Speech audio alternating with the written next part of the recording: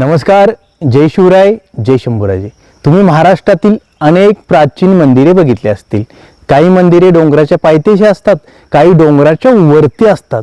पण तुम्ही असे कधी मंदिर पाहिले आहे का जे सह्याद्री पठाराच्या मधोमध घनदाट जंगलाच्या आतमध्ये आहे? मंदिराच्या जवळपास कुठेही मनुष्य वस्ती नाही. त्या ठिकाणी फक्त पक्ष्यांचा आवाज, घनदाट जंगल आणि जंगली रानमेव्याच्या सानिध्यामध्ये हे मंदिर बांधण्यात आलेलं आहे. अशा ठिकाणी गेल्यानंतर आपल्या मनाला जी ऊर्जा मिळते ती शब्दात सांगण्या पलीकडची असते.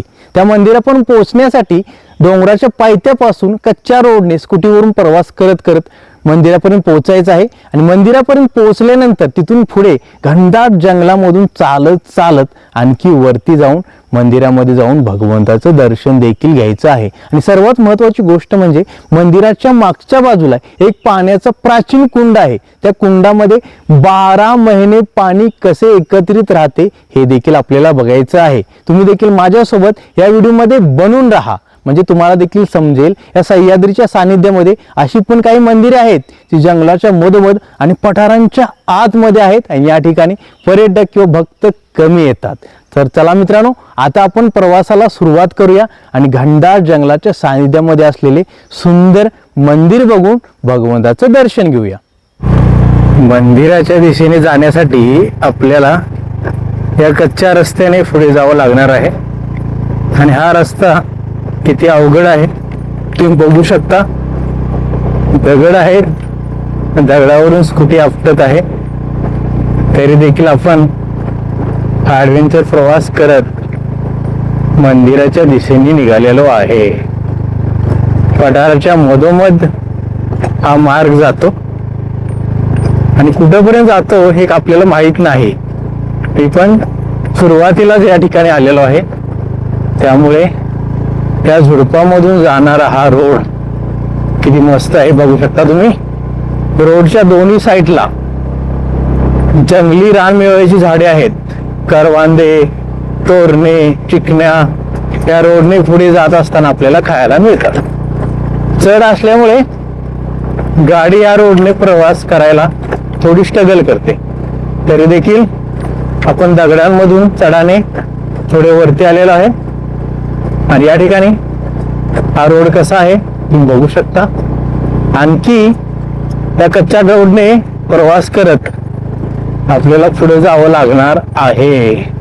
दगडावरून गाडी आपटत आहे, त्यामुळे कदाचित माझा आवाज आधीमध्ये ब्रेक होत असावा. बघा किती जोर जोरात गाडी आपटत आहे दगडावरून, त्यामुळे अशा रोडने प्रवास करायला वेगळीच मजा येते. आणि आम्ही आता प्रवास करत त्या जंगलामध्ये प्रवेश करत आहे. बघा इथून पुढे घनदाट जंगलाचे सानिध्य आहे, त्यामुळे इथला प्रवास कसा राहतोय हे देखील बघण्यासारखे आहे. आणि आपण आता जंगलामध्ये प्रवेश केलेला आहे. तर मित्रांनो, ॲडव्हेंचर खतरनाक प्रवास करत आपण मंदिराच्या पायथ्याशी पोचलेलो आहे. इथून वरती काही गाडी जाणार नाही, त्यामुळे आपल्याला चालत जावं लागणार आहे. आणि अशा घनदाट जंगलामधून चालण्याचा अनुभव वेगळाच असतो. आता आपण इथून पुढचा प्रवास कसा राहतोय तुम्हाला दाखवतो आणि मंदिरापर्यंत पोहोचून तिथे सर्व काही आता आपल्याला बघायचे आहे. समोर असलेल्या कच्च्या रस्त्याने ॲडव्हेंचर प्रवासाचा मस्त अनुभव घेत आम्ही आता मंदिराच्या पायथ्याशी असलेल्या घनदाट जंगलामध्ये पोहोचलेलो आहे. या ठिकाणी आल्यानंतर उंच हिरवीगार झाडे आणि सुंदर निसर्ग आपल्याला बघायला मिळतो. वरती जाण्यासाठी हा रोड आहे, पण वरती स्कूटी जाणार नाही, त्यामुळे स्कूटी एका ठिकाणी पार्क केलेली आहे. आणि वरती जात असताना आपल्याला घनदाट जंगलाचा मस्त अनुभव देखील अनुभवायला मिळतो. या ठिकाणी जवळपास कुठेही मनुष्य वस्ती नाही, मनुष्यांचा वावर नाही, फक्त पक्ष्यांचा आवाज, गार हवेचा अनुभव आणि जंगलाचे सानिध्य हे सर्व बघून आपल्या मनाला खूप आनंद होतो. बघा किती उंच झाडे आहेत आणि या झाडांना वेली वेढा घालत घालत वरपर्यंत गेलेले आहेत. अशा सुंदर निसर्गाच्या सानिध्यामध्ये भगवान शंकर विराजमान झालेले आहेत. आता आपल्याला समोर असलेले मंदिर दिसायला सुरुवात झालेली आहे आणि या मंदिर परिसरामध्ये अनेक जंगली रानमेव्याची झाडे पण आहेत. आंबे, करवंदे, जांभळे हे देखील आपल्याला आज खायला मिळणार आहे. आणि फायनली आपल्याला भगवान शंकराचे मंदिर दिसायला सुरुवात झालेली आहे. बघू शकता तुम्ही मंदिराच्या मागच्या बाजूला भगवान शंकराची सुंदर चित्रकला आपल्याला बघायला मिळते. आणि हे मंदिर किती सुंदर आहे हे आता तुम्हीच बघून मला कमेंट करून सांगा. ह्या मंदिराच्या वरती एक आंब्याचे मोठे झाड आहे, सुपारीचे झाड पण आहे आणि जांभळाचे झाड देखील आहे. म्हणजे भगवंत दर्शन देता देता आपल्याला सर्व काही खायला पण देतात.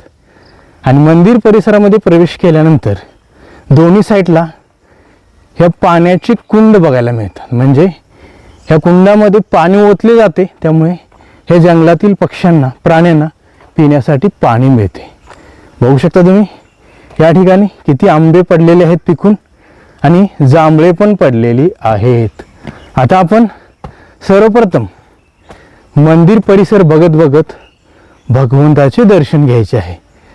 आणि एक गोष्ट सांगायची राहिली, ह्या मंदिर परिसरामध्ये फणसाचे झाड देखील आहे बघा. आणि याला फणसे देखील लागलेले आहेत.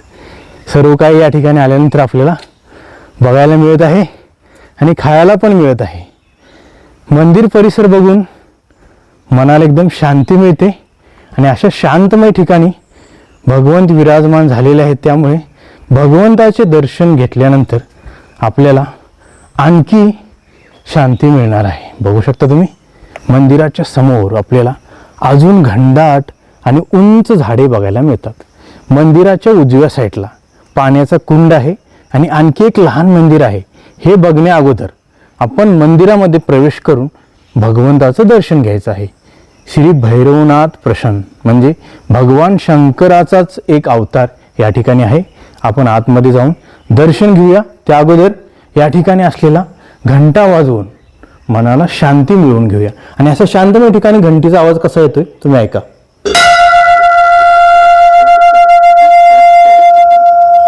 बघितलं किती मधुर आवाज आहे. आणि आतमध्ये आपण प्रवेश केल्यानंतर भगवंताच्या काळ्या पाषाणामध्ये बनवलेल्या अनेक मूर्ती आपल्याला बघायला मिळतात. ओम कर्पूर गौरम करुणावतारम संसारसारम भुवनेन्दुहारम सदा वसंतम हृदयारविंदे भवं भवानी सहितं नमामि. तुम्ही दर्शन घ्या. मी दर्शन घेतलेलं आहे. सांब सदाशिव, सांब सदाशिव, सांब सदाशिव.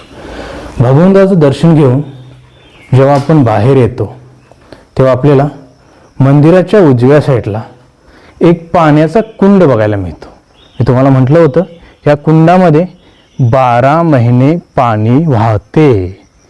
मंदिराच्या उजव्या साईडला हा एक दगडी स्तंभ आहे. ह्या स्तंभाच्या वरती ज्योत प्रज्वलित केली जाते आणि हाच तो पाण्याचा कुंड आहे. नंतर वरती बांधकाम केलेलं आहे. या कुंडामध्ये किती पाणी आहे हे बघण्यासाठी आपल्याला कुंडाच्या आतमध्ये प्रवेश करावा लागणार आहे. बघा जमिनीच्या आतमधून वाहणारे पाणी आणि एवढ्या उंच ठिकाणी असलेले हे पाणी कसे आहे बघा. थंडगार पाणी आणि 12 महिने ह्या मंदिरामध्ये पाणी असते. त्यामुळे भगवंताचा चमत्कार म्हणावा लागेल. आणि पाण्याच्या आतमध्ये लहान लहान मासे पण आहेत आणि हे पाणी असंच खाली वाहत जाते.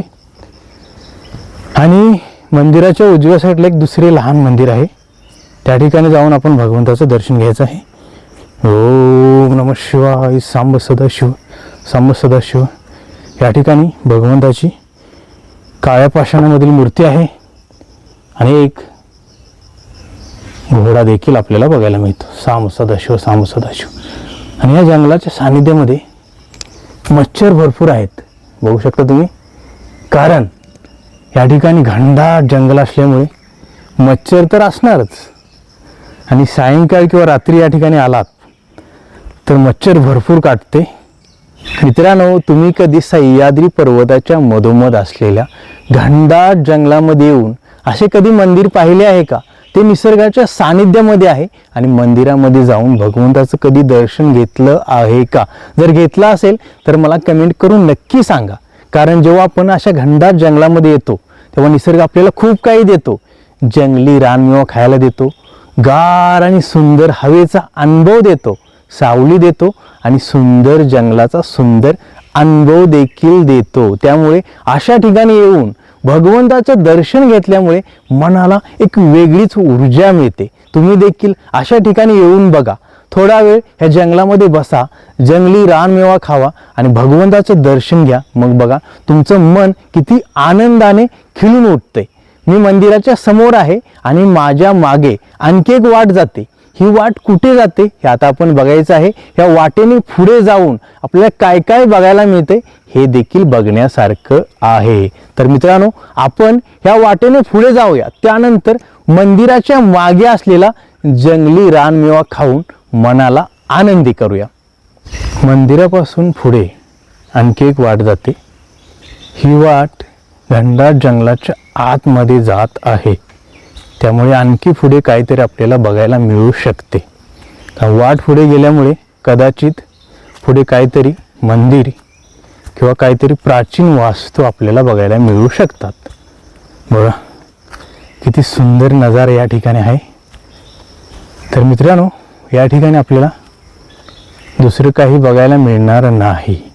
कारण या ठिकाणी जे भक्त येतात, पूजा वगैरे करतात, प्रसाद करतात, त्यासाठी यांनी चुली बनवलेल्या आहेत. त्यामुळे ही जागा आहे आणि वाट वरती मळलेली आहे. पण आणखी पुढे वाट जात आहे. ती कुठे जाते हे बघूया. कारण अशा घनदाट जंगलामध्ये अनेक वाटा पसरलेल्या असतात. त्या वाटेने जसे आपण पुढे जातो तसे तसे आपण घनदाट जंगलाच्या आतमध्ये प्रवेश करतो. त्यामुळे आणखी पुढे जाणे योग्य नाही. आणि हे वेल बघा, वरती वरती झाडांना लिपटत कसे गेलेले आहेत. अशा सुंदर निसर्गाच्या सानिध्यामध्ये आल्यानंतर आपल्याला खूप काही अनुभवायला मिळतं. या ठिकाणी आल्यानंतर मला एक गोष्ट आवडली नाही. जे भक्त या ठिकाणी येतात, जेवण वगैरे करतात, पण हा कचरा जंगलामध्येच फेकून जातात. तर मित्रांनो, असे न करता तुम्ही हा कचरा एकत्रित करा, कोणत्या तरी खड्ड्यामध्ये पुरा किंवा एका ठिकाणी करून जाळून टाकू शकता. कारण निसर्गाच्या सानिध्यामध्ये आल्यानंतर निसर्गाला स्वच्छ ठेवणे हे माणसाची जबाबदारी आहे. तुम्ही या, भगवंताचं दर्शन घ्या, जंगली रानमेवा खाऊन या ठिकाणी असलेल्या चुलीवरती जेवण करा, पण कचरा पसरवू नका. कारण अशा ठिकाणी येणं म्हणजे आपले भाग्य असतं. हा निसर्ग आपल्याला खूप काही देतो. त्यामुळे निसर्गाची काळजी घेणे ही आपली जबाबदारी आहे. मित्रांनो, आपण हे घनदाट जंगल बघितलं, मंदिराच्या समोर असलेल्या वाटेने पुढे जाऊन जंगलाचा मस्त अनुभव घेतला. मंदिराच्या साईडला असलेले मंदिर, पाण्याचा कुंड आणि या सुंदर मंदिराचा आपण अनुभव घेऊन भगवंताचं दर्शन देखील घेतलं. त्यानंतर आता आपण मंदिराच्या मागच्या बाजूला जाऊन जंगली रानमेवा खाऊया. तुम्ही बघू शकता या ठिकाणी पिकलेले भरपूर आंबे पडलेले आहेत, पण खाण्यासाठी कोणीही नाही. त्यामुळे आता आपण या ठिकाणी असलेले आंबे खाऊया आणि मोठमोठे करवांदे, जांभळे हे सर्व खाऊन मनाला एकदम तृप्त करूया. बघा, ही करवांदे, जांभळे खाली देखील पडलेले आहेत. त्यामुळे अशा निसर्गाच्या सानिध्यामध्ये माणूस भुका कधी राहू शकत नाही. त्याला खायला भरपूर हा निसर्ग देतो. आणि या ठिकाणी हे फणसाचे झाड देखील मी तुम्हाला दाखवले होते. त्यामुळे वरती काय चढता येणार नाही, फणस काय पिकलेले नाहीत. पण हा नजारा कसा आहे तुम्ही मला कमेंट करून नक्की सांगा. बघा मित्रांनो, घनदाट जंगलामध्ये असलेल्या मंदिरापर्यंत तुम्हाला यायचं असेल तर कोल्हापूर जिल्ह्यातील शाहूवाडी तालुक्यातील खोतवाडीच्या वरती जंगलाच्या सानिध्यामध्ये हे भैरवनाथाचं मंदिर आहे. या ठिकाणी तुम्ही नक्की येऊन बघा आणि मग मला कमेंट करून सांगा इथला अनुभव तुमचा कसा राहिला. आज मी या ठिकाणी येऊन तुम्हाला हे घनदाट जंगल दाखवलं. वरती येत असताना ॲडव्हेंचर प्रवास कसा राहिला हे देखील दाखवलं आणि जंगलामध्ये असलेल्या मंदिरामध्ये प्रवेश करून भगवंताचं दर्शन देखील घडवून आणलं आणि मंदिराच्या मागे असलेला जंगली रानमेवा आपण खाला, प्राचीन पाण्याचा कुंड देखील बघितला आणि या जंगलाचे सानिध्य, पक्ष्यांचा आवाज हे सर्व काही बघून मनाला एकदम शांती वाटली. आजचा व्हिडिओ तुम्हाला कसा वाटला मला कमेंट करून नक्की सांगा आणि असेच नवनवीन मराठी व्हिडिओ बघण्यासाठी चॅनलला सबस्क्राईब करा, शेअर करा, लाईक करा आणि बेल आयकॉन दाबून नोटिफिकेशन ऑन करा. पुन्हा भेटूया अशाच नवीन सुंदर मराठी व्हिडिओ सोबत. धन्यवाद. जय शिवराय, जय शंभूराजे, नमः पार्वती पतये, हर हर महादेव. छत्रपती शिवाजी महाराजांचा विजय असो.